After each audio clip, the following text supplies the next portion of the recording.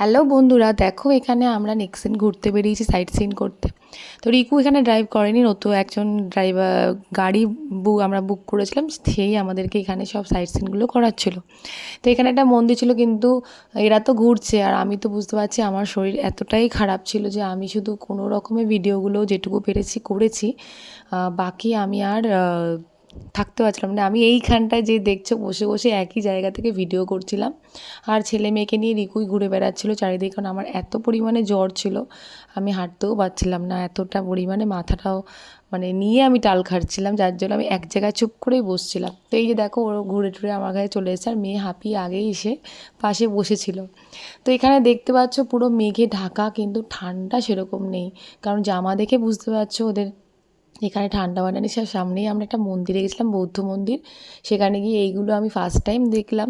তো আমরা সবাই মিলে আনন্দ করছিল, আমিও হাত দিচ্ছিলাম, কিন্তু মেয়ে আর ওদের আনন্দ এত করছিল যে ওইগুলো দেখে।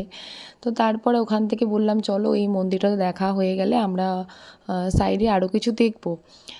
কিন্তু আমার পক্ষে আমি বললাম যে যেটুকু পারি সম্ভব দেখো, তারপরে নাহলে বাড়ি হোটেলে চলো, আমার আর থাকতে পারছি না আমি আর। তো এইটুকু দেখে এখানে ওরা ঘুরলো, ঘোরার পর এই যে জায়গাটা গিয়ে বাড়িতে বসে, এই বাড়ি বলছে হোটেলে গিয়ে ওরা দুই ভাই বোনে মিলে লড়াই করছিল। তো আজকের মতো এই